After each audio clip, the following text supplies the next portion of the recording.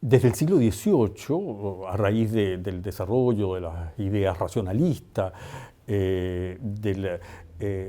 esta lucha que se dio entre protestantes además y católicos, la Inquisición se transformó, digamos, en una herramienta en el tratar de desprestigiar la acción de España y en parte de la Iglesia, y se transmitieron imágenes, se presentaron imágenes de la Inquisición claramente exageradas, ¿no?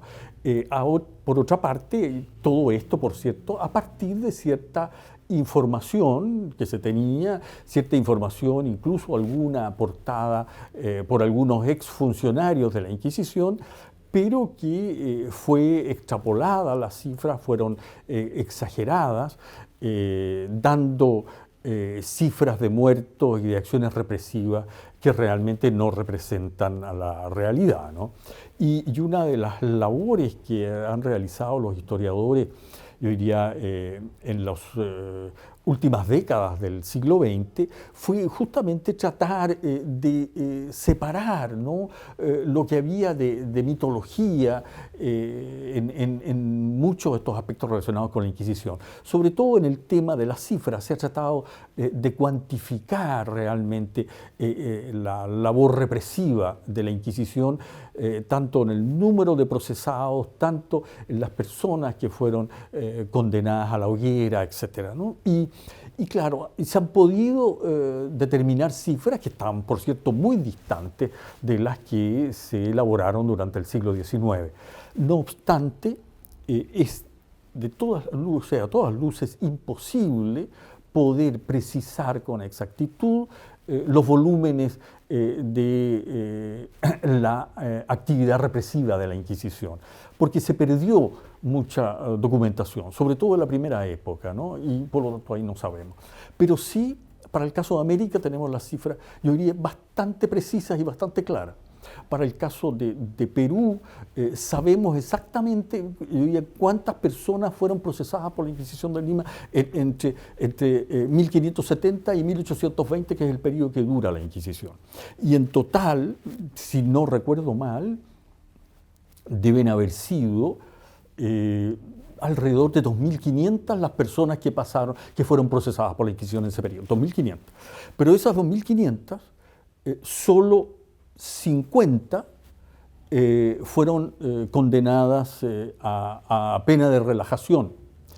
Y en este momento no tengo la cifra en la mente precisa, ¿no? Pero de eso 50, un número que podemos decir que fue alrededor de los 25, una cosa así, 30, no más, fueron muertos en persona en la hoguera, murieron en persona. Yo diría que no más de esa cifra en todo el periodo de la historia de la Inquisición. Vale decir, en el caso de Perú, el número de personas que sufrió la pena máxima, digamos, ¿no?, en persona, porque muchos de estos condenados eran condenados a la hoguera, pero habían huido, no estaban en las cárceles. Entonces salían condenados a la pena máxima, pero como no estaba presente, se quemaba una estatua en representación de él. Entonces, por lo tanto, hay muchos condenados a muerte, pero que salieron en estatua. Y un número equivalente, digamos unos 25, fueron los que realmente murieron en la hoguera. El tema de fundamentalmente de las personas fallecidas, de las personas condenadas a muerte, ¿no? Yo diría que ahí se exageró enormemente las cifras, como las comentábamos hace un momento, ¿no? Y lo otro es que se ha presentado todo el procedimiento inquisitorial como un procedimiento muy contrario a los principios del derecho, un procedimiento jurídico abusivo. Entonces se ha exagerado ese aspecto. Ahora, pero el punto no es del todo falso, como lo comentaba hace un momento, no es del todo errado. El punto es que se ha tergiversado. ¿En qué sentido el punto?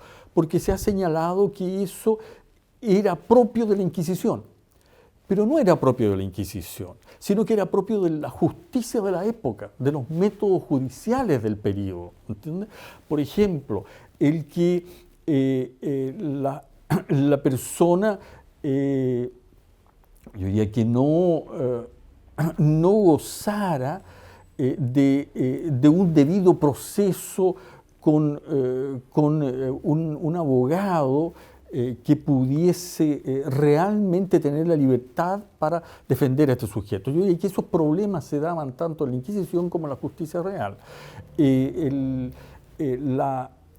La tortura, por ejemplo, el tema de la tortura, que no hemos hablado, que es otro de los grandes temas de la Inquisición, ¿no?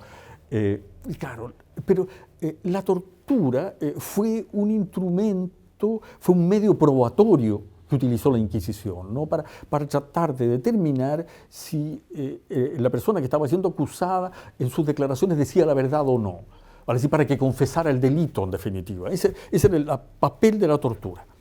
Ahora bien, buena parte de toda la leyenda negra de la Inquisición gira en torno a la tortura. Y efectivamente era un instrumento que utilizaba la tortura, y uno puede ir, ¿no es cierto?, aquí al Museo de la Inquisición en Lima, y se va a encontrar incluso con algunos instrumentos de tortura que están ahí reproducidos. Pero el punto es que la tortura como medio de prueba formaba parte del derecho de la época.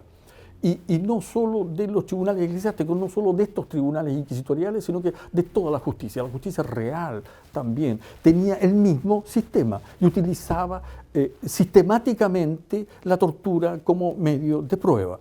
Entonces, claro, hay que poner en perspectiva el problema, ¿no? No solo verlo desde el ángulo de la Inquisición, sino que dentro de la perspectiva del derecho de la época, del derecho penal de la época.